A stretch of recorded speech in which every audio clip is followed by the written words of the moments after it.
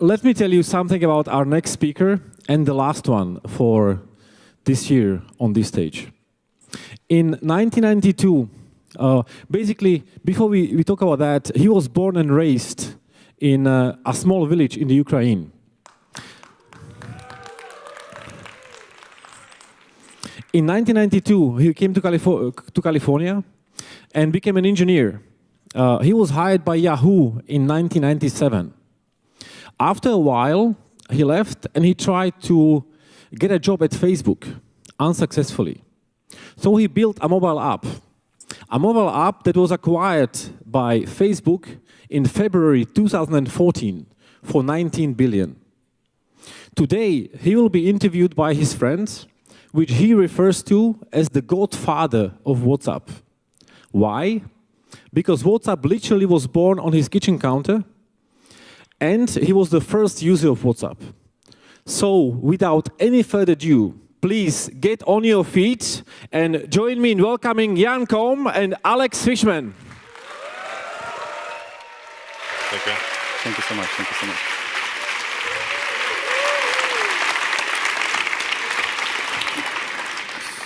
Comfy chairs. Thank you so much. Hi, everyone. How's everybody doing? Thank you very much for joining. It's a great honor to be here and interview Jan Koum from WhatsApp. So let's start with how many of you actually using WhatsApp? Wow, that's impressive. So for the one person over there in the cheap seat, let me give you a quick stat. So WhatsApp is being used by 1.2 billion users every month. And those users send 50 billion messages every single day. So those are very impressive numbers. So, Jan, thank you very much for taking the time to talk to us today. It's great to have you here. This Friday is actually your birthday, and it's also WhatsApp's birthday as well. WhatsApp is going to be 8 years old. And in the past 3 years, WhatsApp has been extensively covered by the media due to its major acquisition for $20 billion back in 2014. But today, I would love to go into the early days in the much longer history of WhatsApp. So let's start. So Jan, take us back to 2008. You were out of the job at Yahoo, you have some savings, you don't know a single founder, nobody in your network is doing startups, you don't know a single investor, and the startup environment wasn't as big as nearly as it is today. Startup Grind didn't exist, 500 Startup didn't exist, AngelList didn't exist, neither is Andreessen Horowitz even. So why weren't you looking for a normal job?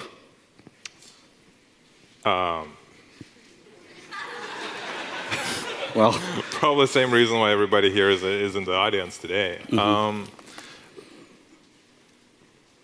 Before I answer it, it's really exciting to be here because what he didn't tell you is that we've known each other even before we started the company. And as I was developing the idea and kind of thinking about the name, he was the guy that I would bounce my ideas off of. And I think it's really important to have that person in the life of the company, especially as you're starting to put things together. But why was I not interested in a job? I just finished doing 9 years at Yahoo. Doesn't sound as bad as I made it out to be. It was actually a great job and a great company to work at. But after 9 years working at a big company, it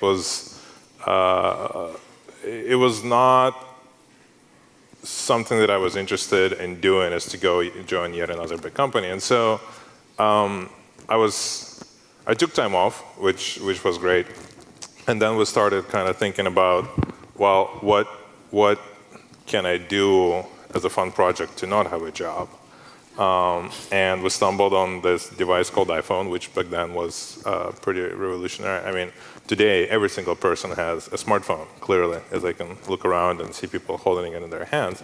In 2007, if you kind of rewind back, iPhone was just announced and launched. And 2008, there were not a lot of people buying smartphones. And the ones that existed didn't really have, like BlackBerry and Nokia, they didn't really have a good app ecosystem, and Android wasn't even around back then. And so for us, tinkering with this new device was just kind of like, in some way, an excuse to not having to go get a job and interview. Good. So, Jan, I remember vividly our first conversation about WhatsApp. And when I was preparing for this interview, it dawned on me, we actually never talked about anything else. So was WhatsApp your first and only idea, or you have other friends? I do have other friends. So for the most part, yes. We just kind of got lucky and stumbled into it. The messaging wasn't the first idea, and I think we're going to touch on it in a second. But the idea of an iPhone app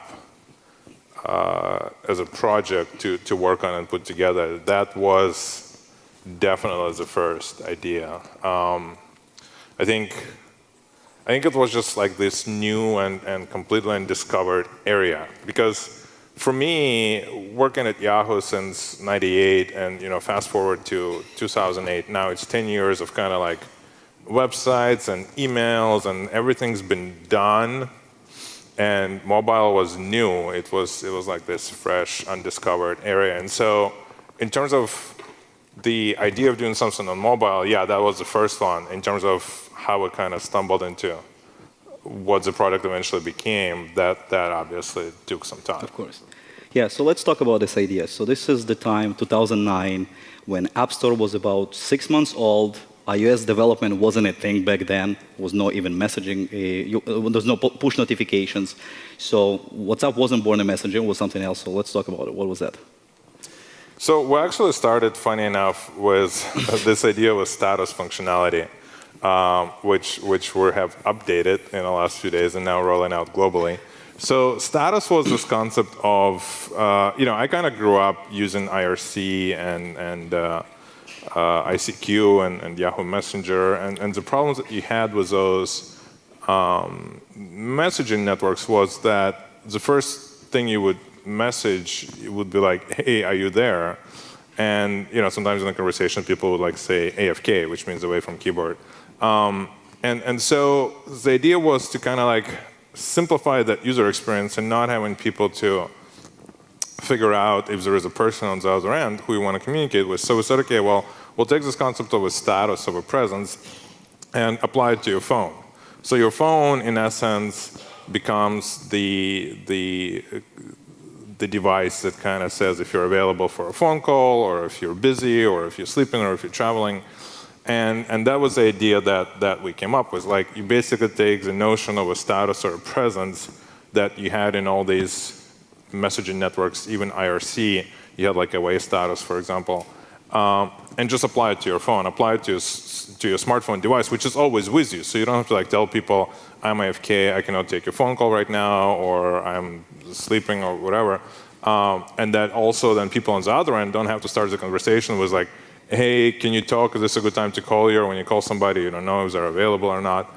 And so that was the original idea. The original idea was this functionality of a status. Like, what am I doing right now? And being able to put it kind of on your phone, on your device, and have it represent your status as a person. Mm-hmm. And this week, WhatsApp is again in the news. You made a full circle. So yeah, so we built that functionality, and we can come back to that in a second. And then 6 months later, we built messaging, and we'll talk about why we did and how we kind of stumbled into that and discovered that. But ever since we started doing messaging at the end of 2009, I think it was September, October, for us it's been just like this sprint where everything we've done has been about real-time messaging and real-time communication. Bless you. And we basically spent the last 8 years focused on messaging. And throughout all this time, we had this old status functionality in our application that we've always wanted to kind of update and refresh, and it looked the same and it functions the same for the last 8 years. And so this year, finally, this week, we started to roll out the new status. It is actually more interactive and more real time, and it lets you post pictures and videos kind of as your status. Congratulations on your launch this Thank week. you. It's beautiful.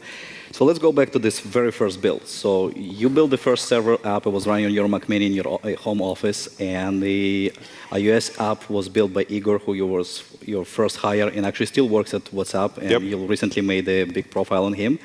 So you went through the Apple approval process, you released it to the App Store. What did you do then? Then what? Well, Then we've discovered a bunch of bugs. And then we've discovered that after we fixed all the bugs, nobody still used the products that we built. And it was a little bit demoralizing because before we built the product, like the idea that I would describe to people overall was received positively, like my friends or my ex-coworkers. They would say, yeah, it's not a bit, like nobody ever came out and said, it's stupidest idea ever, it's shit, it's never gonna work. Like not a single person did that.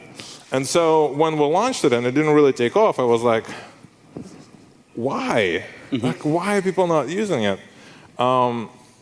And turned out it just like wasn't what people needed. Like we didn't build a product that ultimately solved a problem for people. You know, we built a product that was like a cool idea in our heads, but looking back, people just didn't need it. It's not like it was bad or horrible. It just didn't solve a problem that people had in their lives at that point in time.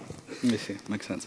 So WhatsApp is slowly growing, not as much as you wanted, and at some point you decided to add chat functionality. What made you do that?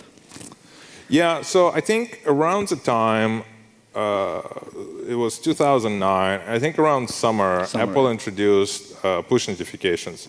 So if you go like way back in the old past, before push notifications, your phone, and I don't know how many people actually had a phone here in 2008, an iPhone, it wasn't able to do much. Like it was great for browsing the web and making phone calls and taking pictures in a very bad quality, but there wasn't a whole lot that you could do interactively. There wasn't a dynamic way for your phone to communicate with the server because there was no background and there was no way for an application to connect in the background, and there was no way to wake up the application. And so everything was kind of like very static. And that's partially why the status didn't work, because people would have to like launch the app, change their status, look at status of their contacts, and like nobody has time to do that. So when Apple introduced push notifications, we quickly kind of plugged it into the app and started. We introduced a feature where if you change your status, it could like go out to all the people and kind of like broadcast your status update. And we've noticed that some people were actually using it as a communication method. And then people would also write into us and say, look, you kind of have this way for me to communicate with my friends using push notification. Meanwhile, I'm paying like 25 euro cents for a text message or whatever the crazy prices were at that time. Why don't you just pipe it together? You're like 90% there. You already know who in the address book uses WhatsApp. You're already using push notifications. And we kind of said, well, yeah, we got nothing to lose, so we'll try that. And so we did. And it turned out that that was actually the problems that people needed, had to be solved, because SMS was really expensive. It was unreliable. It was 20 years old. It was very limited in what it can do. It could only send text, and multimedia was really painful on SMS, and was even more expensive. And forget about like, and this is always in one country. Imagine if you're trying to message across countries, across borders. And here, you know, we're all living in the United States, and it's like, the country is huge, but you go to Europe and like you have a bunch of smaller sized countries all together. And so people in Germany trying to message somebody in France, or people in Switzerland trying to message somebody in Italy, and all of a sudden you have to pay like almost €1 for a message. It was ridiculous. And so all of a sudden we realized that we were solving a problem for people, and then it just took off. Yeah, it was incredible to see that, but it's very interesting. So status near your name was kind of a novel idea. It didn't take off, but it was novel. But messaging wasn't. I mean, Gtalk and Skype and half a dozen of other competitors were out there at the same very time. How WhatsApp was different? So there were a couple of things that we actually introduced that people didn't do before. So I remember I took some time in 2007 and I went 2008 and I went traveling. And while I was traveling, I was trying to use Skype to communicate with people, and I forgot my password, and I couldn't remember how to get a new one, and I had to like re-register for a new Skype account. And this idea of like making people have accounts or usernames or even requiring passwords was something that we just wanted to fix and wanted to get rid of. Ultimately, we wanted to take the best of SMS, right? SMS had a lot of problems and a lot of challenges, but what was nice about SMS is that you take the phone, You compose the message, you hit send, right? There is no usernames, there is no passwords, there is no logins, there is no like handshake. You don't have to go and say, oh, what's your username? Blah blah 27 underscore 5000. It's like you don't have that experience, and that experience with SMS worked really well. And so we wanted to take that, we wanted to keep that, and then replace everything else that was bad about the user experience. You know, ICQ had, I think, similar problem where you had like an 8-digit random number assigned to you. IRC was even worse because your nick would change every time you log out and log in. And so we kind of wanted to like make it all easy and seamless for people and really easy to use. And so we built a system that didn't require usernames or logins or passwords. And we built it for status, but it applied and worked really well for messaging. So when we plugged and piped messaging into the product, we kept the simplicity of the application. And I think, you know, obviously these days, if you look at a lot of applications, they kind of use the phone number of your phone and the phone number in the address book of your contacts. And they do a lot of things that we kind of started doing back in 2009 that I don't think anybody was doing back then. Definitely. So I think that was the kind of the innovation that made people really want to use our app. And also your contact list on your phone is actually your actual network, people you actually communicate with, right? People you care about. Absolutely. Like if you remember back to the old days of, I don't know, like Yahoo Messenger or Skype or anything like that, you actually had to go and add people. Like you had this concept of a buddy list. Like you actually had to go and add people to be on your buddy list. And then they would get a request saying like, so-and-so wants to add you to their buddy list. And if they don't know that you are the person who is adding them, they'll say no, and then you can communicate.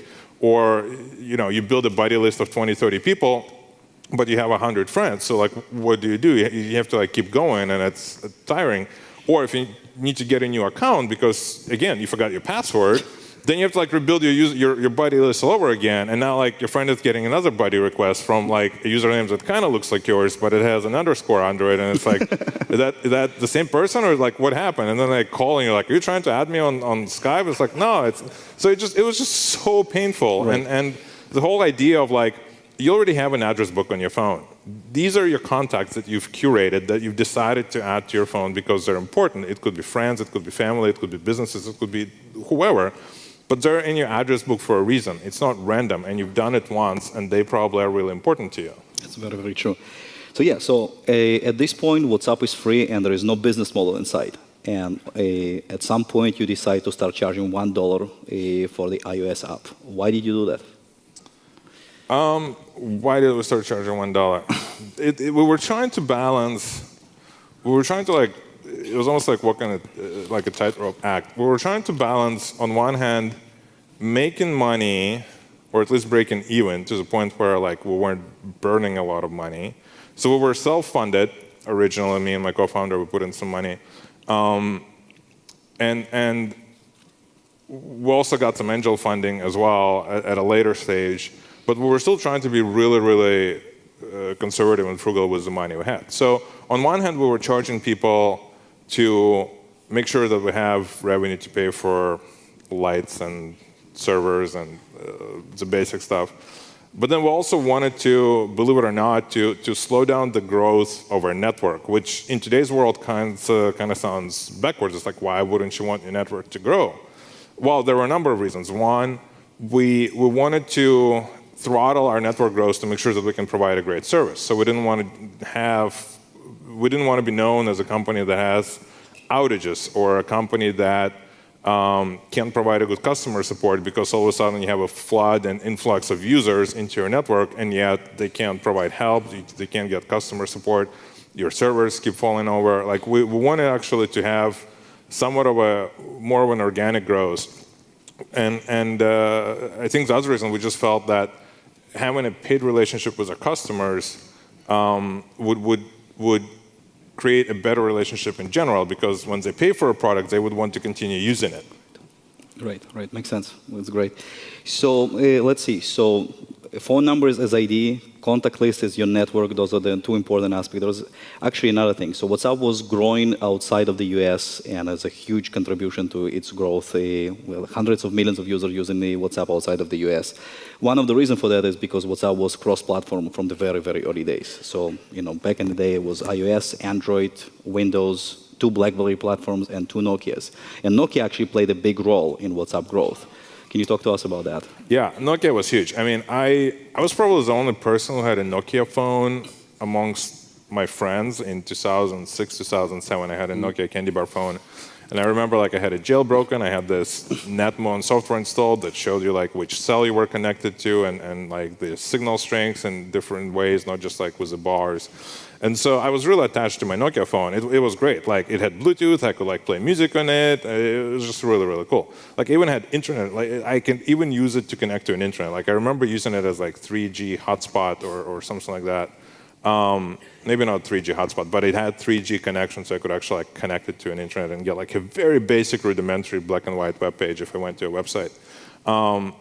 And so I really loved Nokia. And going back to Europe or just like visiting my friends in Europe and Russia, Ukraine, or Israel or other countries, I would see that Nokia was really, really popular all over the world. And for some reason, not in the United States.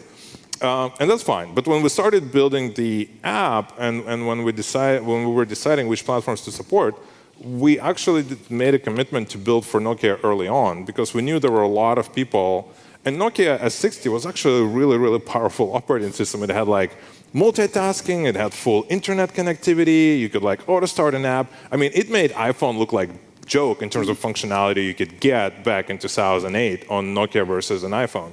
And so we built our app for Nokia, and it actually helped fuel our growth in a big way because there were a lot of Nokia users on S60 and S40 who wanted to connect and be part of WhatsApp group chats and WhatsApp messaging with their friends. And then when they went to buy a real iPhone, then actually they obviously stayed with WhatsApp. Exactly. Yeah, of course. Okay, so let's talk about Sequoia. So Sequoia makes about 10 to 12 investment during the year. That's all they do. That's it? That's it. And I didn't know that. Yeah, well, okay. And I'm sure there are many people in this audience would love to be part of the lucky dozen. So can you share your secrets, how to secure Sequoia's funding? I don't know. That part of my life was kind of like a blur. We were going so fast, and just like things happened. I think at some point, I can't remember what triggered it, but at some point we started having a conversation about funding. I think somebody approached us. They were like, "Hey, why don't we give you money?" It wasn't Sequoia, it was somebody else. And I think that triggered the internal conversation with me and my co-founder, Brian. It's like, well, maybe we should take money. And then I remember talking to Jeff Ralston, who was our coworker from Yahoo, who is now at YC, and Jeff gave us this really good advice. He's like, you want to raise money when you don't need money, because when you need money, you're not going to be able to have the terms that you want, and you're not going to have the leverage. So his point was like, it's always good to have money in a bank. You can always do stuff with it. If you're going to raise money, do it now, and don't wait like a year or two down the road when you run out of your angel funding or whatever money you would have. And so we kind of started having these conversations internally. And I think just by pure timing coincidence, around the same time, Sequoia reached out and came in to meet us. And we didn't really have any like a pitch deck. We didn't really have a single PowerPoint slide. We didn't really have anything. And they wanted to invest in us, and we're like, well, okay, maybe we should talk to a couple of other firms. So we went and talked to a couple of other firms that also reached out in the past 6 months to us. And eventually we picked Sequoia, and they just made the process really easy and really lightweight and really simple for us. They really wanted to be a partner in what we were doing. And to us, it was just more of a natural fit. So let me get it straight. You guys were, Sequoia reached out. It's not like you were chasing them, right? So the important thing is you actually build a product first that actually people use and they enjoy using that, and then investors will come after you. Yeah, we were not focused on raising funds. We were focused on building the product. We were focused on like supporting our users. We were focused on making sure that our servers were functioning and staying up, and we were making sure that we're building features fast enough to make our customers happy. And so we were not thinking of funding at all. That was not our primary focus. That was not even our secondary focus. We were busy interviewing and hiring and submitting new releases and fixing bugs. And I think having a product and having a growth that we were having at the time is what triggered the interest of all those firms. And I think Sequoia had really good pulse on what was going on with mobile, and I think they recognized early on how important mobile was going to be. And I think using the analytics that they had that kind of showed them which apps are growing faster than the others, they reached out to us. Yeah. So there's another thing that you said. You never had a pitch deck. Right. Is that right? Wow. So let me get it straight. So you never had a pitch deck. You never chased investors. You always ignored the press. You never won a crunchy. I can't believe you got me to do this. You never won the crunchy, right? You haven't spent a single dime on advertising or marketing. So that's the opposite of every single instinct of every single founder out there. I still hope to win a crunchy one day. one day you'll get a crunchy when 2 billion users. So what's the story? How do you do this? Like it's opposite of every single instinct. Yeah, it's kind of like that. We always talk about Seinfeld. It's kind of like that George Costanza. You do everything in. You refuse to wear the puffy shirt today. We did do everything different. Like for example, when you look at our technology stack, for example, everybody in Silicon Valley uses Linux, and like 10 years ago, everybody used Linux and Apache, and that was kind of like the standard. I think it was called LAMP. Linux, Apache, MySQL, and Perl. Yeah. And so like everybody was doing that, and so me and my co-founder, we just used different stack. We used FreeBSD with Erlang, and everybody would just like, what are you guys doing? Why are you using FreeBSD? I'm like, we're using the best tool for the job. There was really no rocket science behind it. It's like, we don't want to use Linux because everybody else uses Linux or whatever other technology. We're going to use Erlang because it's the best tool for the job. And so you're right. Everything we've done has been like counterintuitive, like not wanting to grow fast and charging users $1, like using Linux, using FreeBSD and Erlang instead of Linux and something else. Trying to avoid press because we wanted to like focus on actually building the product and not wanting to have a lot of spotlight and attention in Silicon Valley because we were tiny and we didn't really have a PR or marketing department or comms department or legal department. So or a sign on your door. And no sign on the door. We wanted to stay like as under the radar as possible because we didn't want to be distracted. Like we don't need a sign. We all know where we work. Like, we know where our offices are. Yeah. And that's true. And so we just figured like the less distraction we have, the more room we have to make mistakes, fix them, try new things, iterate, and just keep doing what we want to do. I see. Makes sense. Makes sense. So there's another thing that actually helped WhatsApp succeed, and that's you have redefined the F word in your office. Can you talk to us what F word means in WhatsApp? Well, that kind of goes back to what we were talking earlier. Exactly. We really try to. We talk a lot about focus internally, and what that means is we don't want people who talk about the company or write about the company or tweet about the company to be a disruptive force inside the company. So we always tell our employees, focus on what you're doing, focus on the product you're building, focus on the features that we need to roll out, focus on making the application launch faster, work more reliably, not crash, and then good things come from that. Like good things come from users wanting to use the product, not necessarily having a lot of press or marketing or whatever else that we were trying to avoid in early days. Makes sense. Makes sense. So Jim Getz, the partner of Sequoia, he wrote an article called 4 Numbers That Explain Why WhatsApp Was Acquired. And I would like to talk about one of them, and that's number 32. And that's the number of engineers you had at the time WhatsApp was acquired, while supporting 450 million active users. Which is just, the ratio is 1 engineer per 14 million active users. That's one hell of an impressive ratio. How did you do that? We hired really smart people, that's important. We were actually lucky because me and Brian spent a lot of time working at Yahoo. And we met incredibly smart people there who became part of our network. And so when it came time for us to go and recruit, we didn't have to spend a lot of time chasing people we don't know or looking for people who we don't necessarily know if they're going to be a good fit into the organization or not. Because we have spent all the time at Yahoo, we were able to reach out back to our friends and ex-colleagues and say, hey, we're doing this new thing. It would be cool if you can come join and help us. And here's the numbers. Here's how well we're doing. We're growing, and we would like you to be part of this ride. I think the other is we were able to kind of stand on the achievements of the previous generation, right? I remember when I was working at Yahoo, like we were using FreeBSD 2.1 or 4.2, but the technology wasn't really well developed. And 10 years later, you have things like Erlang that work really well, and you have FreeBSD that is really stable and reliable. I think we were using FreeBSD 8 or 9 at that point. And you have all this technology that basically, like for example, one thing we were using was SSD drives. So we started using SSD drives in 2009. And back then, everybody was like, "Oh no, don't use SSD drives. It's like the performance degrades after a certain number of reads or writes." Yeah. And we just didn't see it in our production. We're like, what the hell are you guys talking about? So we really fell in love with SSD drives. We were joking inside it was like crack for us. We were like addicted to SSD drives.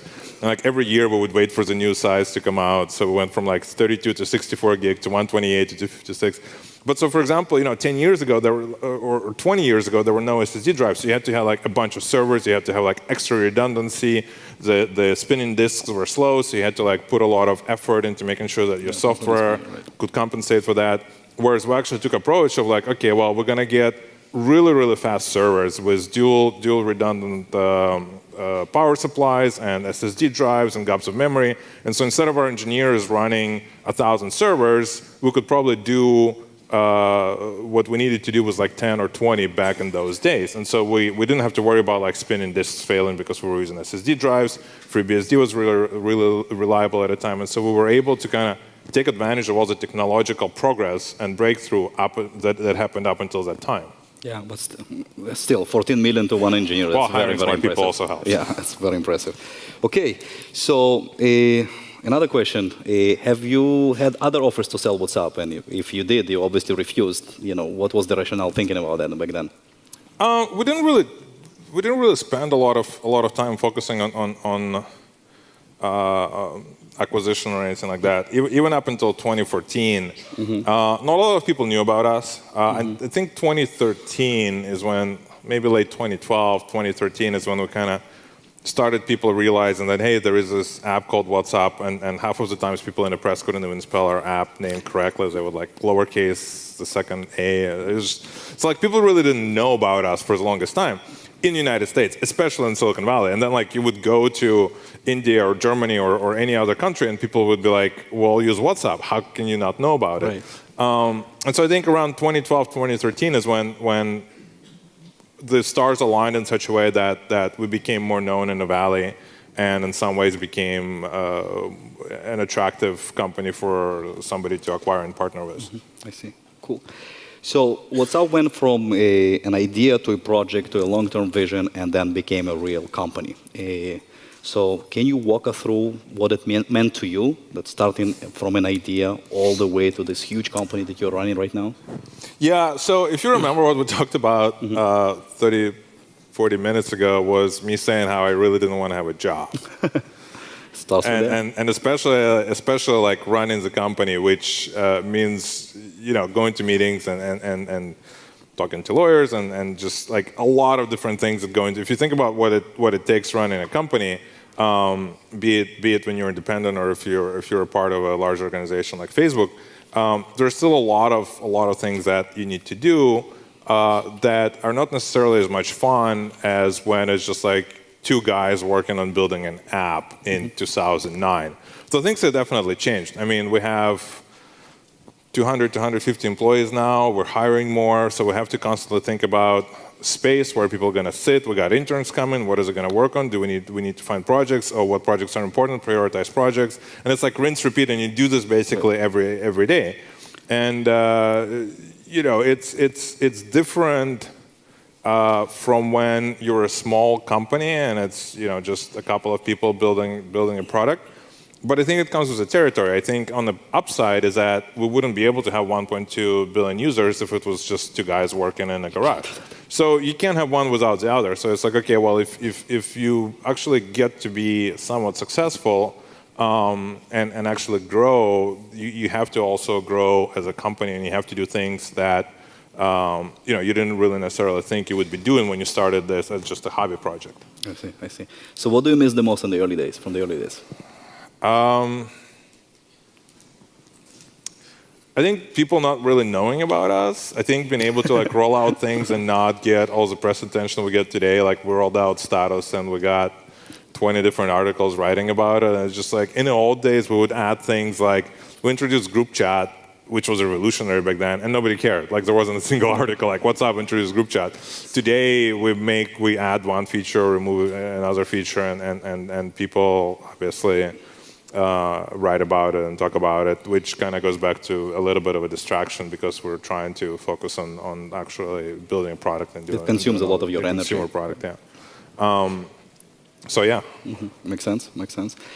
Can you tell us a random customer email that lands in your inbox once in a while? Oh man, I still get customer support emails. You do? I do. People still write into me. I can't think. I think there was one where it's like 2009, 2010. Somebody wrote in and said WhatsApp doesn't work well when it rains outside. When it what rains? Rains. Okay. Like that was. What was the resolution? I don't know. I don't think we spent a lot of time debugging that one. I see. Like reboot your phone. I don't know. Yeah, I understand. Good. So, can you talk to us about the balance in running a startup and a personal life, or trying not to marginalize your personal life when you run a startup? Oh, there is no balance. Like if you have a chance to be successful and you kind of give it all, you're probably gonna end up not having great of a balance. I think it goes back to like our interaction. Basically 2011, 2012, 2013, I kind of just like disappeared off the radar. You used to have these parties every week at your house that our group would go to. And I think starting at around 2010 or 2011, I stopped going to most of them because we were just working so much. I think during those two, three years, as we were growing and we didn't really yet have enough employees to kind of help us with everything, me and Brian would spend weekends working at a company, and then as we kind of got a little bit more stable and more mature, we were like, okay, well, we'll give ourselves a Sunday off. And then obviously now it's a little bit more balanced. Like we don't really spend 80 hours a week at the office anymore, which is great because now you can enjoy things like spending time with your friends and family, which we kind of put on hold for 2-3 years. But I think the other thing is like I probably weighted 50 pounds less before I started WhatsApp. So it's like another sacrifice you make. Like you don't get to see your friends, you don't get to see your family, you don't get to like do the things you want to do, like work out or play ultimate frisbee or go to the gym or anything else. And so if you really kind of go all in, you go all in. There is no kind of if or but or anything else in between. I see. Makes sense. Well, I think we're running out of time. So, any closing thoughts for the audience here today? Keep trying. If there's one thing that you can learn from our experience, it's like if your original idea is not successful, use what you've built to pivot into something else. We were lucky because we were able to use the status functionality to build messaging on top of that. We didn't have to change a whole lot of code because the logic of taking the phone number and connecting people, other people on the WhatsApp network together was already there.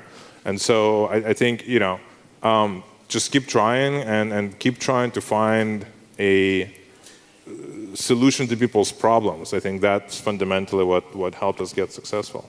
Makes sense. So keep grinding. Thank you so much, Jan. Thank you. Thank you so much, Jan. Thank you so much.